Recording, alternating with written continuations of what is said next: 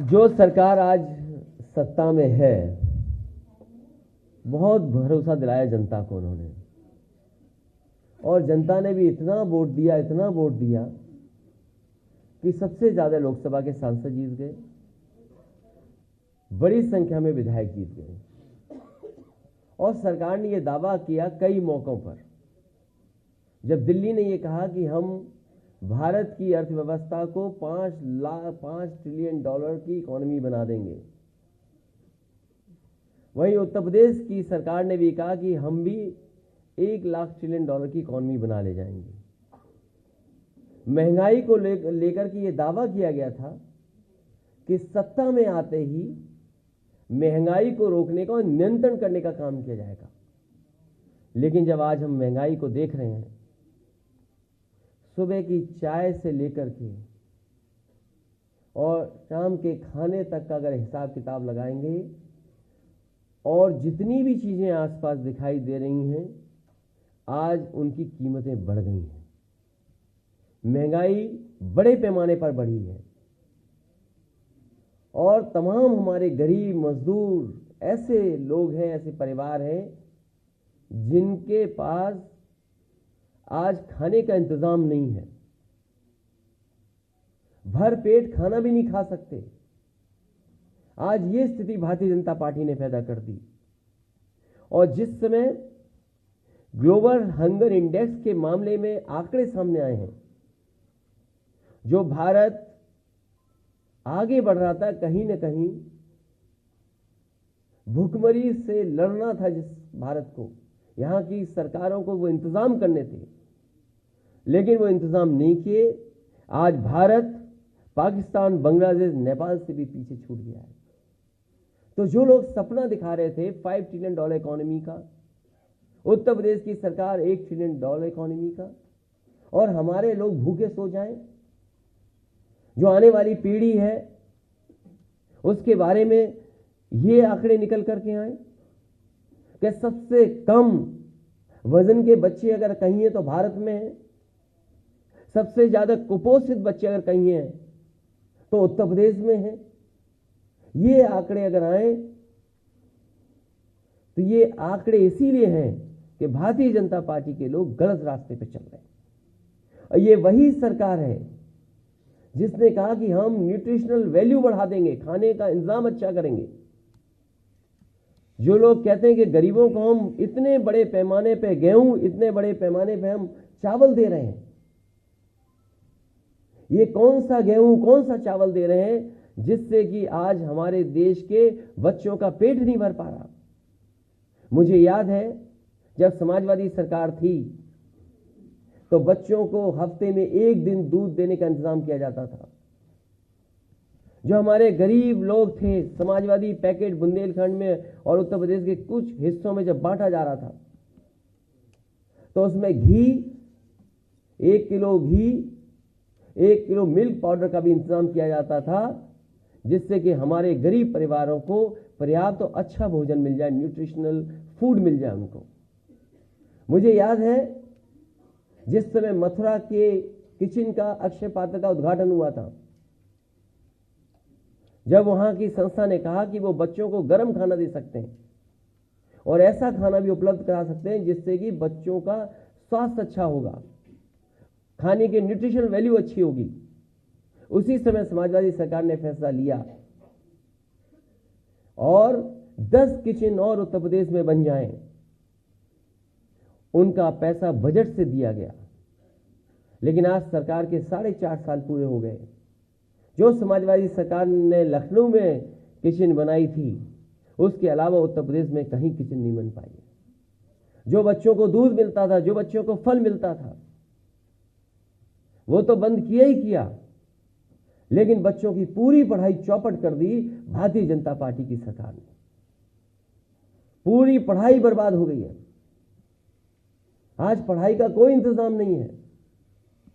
अगर बच्चों का भविष्य ना अच्छा हो और फिर जो नौजवान पढ़ लिख ले उसकी भविष्य की चिंता ना हो, तो ये सरकार में कैसे रह सकते हैं।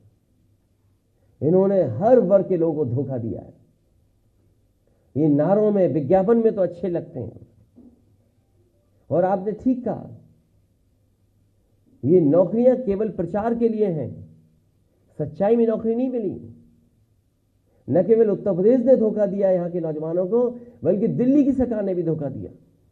मुझे याद है इसी सरकार ने कहा था कि हम 1 करोड़ लोगों को रोजगार और नौकरी दे रहे हैं, और उस समय प्रधानमंत्री जी से उद्घाटन कराया गया था। उस समय भी सूची मांगी थी। आज भी मैं सरकार से सूची मांगता हूं कि जिन करोड़ लोगों को आपने रोजगार नौकरी देने का काम किया है और सरकारी नौकरी दी, कम से कम सूची तो दिखाएं, वो आंकड़े कहां हैं, वो सूचियां कहां हैं, किन लोगों को नौकरी दे दी आपने। ये सरकार किसान के खिलाफ है, और अगर आप लोकतंत्र में आवाज उठाओगे तो टायर से कुचल दिए जाओगे, और टायर से अगर कुचल दिए जाओगे, न्याय मांगोगे तो न्याय को कुचल देंगे। इसलिए मैं आज सब साथियों को धन्यवाद देता हूं कि आप सब निकल पड़े हैं इस देश का संविधान बचाने के लिए, कानून को बचाने के लिए और किसान को बचाने के लिए। किसान जो हमारा पेट भरता है, जो हमें कपड़े देता है, हमारी अर्थव्यवस्था को बचाता है, अन्न उत्सव मनाते हैं, अन्नदाता हमारा, और उसका इतना अपमान, उसे आतंकवादी कह देना, उसे मवाली कह देना, और आज तक गन्ने का बकाया नहीं दे पाई सरकार। अभी भी गन्ने का बकाया है। बिजली कितनी महंगी हो गई, अभी त्योहार मन गया लेकिन बिजली का संकट रहा, बिजली नहीं उपलब्ध करा पाए। कहने को दावा करने को तो कहने लगे कि हम पर यूनिट 70 रुपए की बिजली खरीद रहे हैं, लेकिन आपने मुनाफा किसको पहुंचा दिया। अगर आपने सही समय पे कोयले का इंतजाम किया होता तो शायद उत्तर प्रदेश के लोगों को त्योहार पे भी बिजली मिल जाती। त्योहार पे भी ये बिजली नहीं दे पाए। इसलिए इस सरकार को हटाने के लिए, और सरकार के पास है ही क्या, नाम बदलना, नाम बदलना सरकार को, नाम बदलना, रंग बदलना, नेम प्लेट बदलवाना, स्टूल पर बैठवाना, होर्डिंग लगवाना, गंगा जल छिड़कवाना, कार पलटवाना, फोटो हटवाना,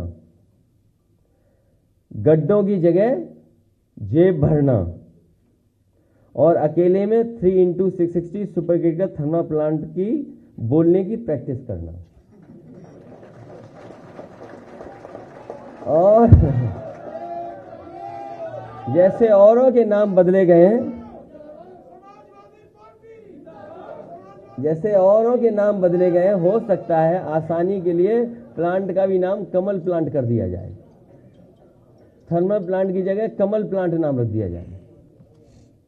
इसलिए हम सभी आज जो पार्टी में शामिल हो रहे हैं, उन सभी साथियों का बहुत बहुत स्वागत करता हूं। आपके आने से न केवल मनोबल बढ़ा है, समीकरण जो हिसाब किताब लगाती है सरकार, और जो तमाम सर्वे और सर्वेक्षण होते हैं, इसलिए समाजवादी पार्टी अब निकल पड़ी है सरकार बनाने के लिए। और जनता नाराज इतनी है कि जिस तरीके से इन्होंने महंगाई बढ़ाई है, ये सिलेंडर पे बात नहीं कर रहे हैं, लखनऊ में 100 से पार हो गया पेट्रोल की नहीं हो गया? बताइए हमें, आपको सबको पता है कि 100 से पार हो गया। न मुख्यमंत्री जी को पता है, न मंत्री जी को पता है, और भारतीय जनता पार्टी के एक नेता कार्यकर्ता को नहीं पता कि पेट्रोल 100 से पार हो गया लखनऊ में। सोचिए आप, हमें आपको सबको पता है, लेकिन भारतीय जनता पार्टी के किसी को नहीं पता कि 100 से पार हो गया पेट्रोल। तो जब नहीं पता है तो ये सरकार कर क्या रही है आखिरकार। इसलिए मैं एक बार फिर आए हुए सभी समाजवादी पार्टी में जो शामिल हो रहे हैं, जो इस हॉल में हैं, हॉल के बाहर हैं, मैदान में हैं, छोटे हॉल में, उन सब का मैं स्वागत करता हूं, बधाई देता हूं।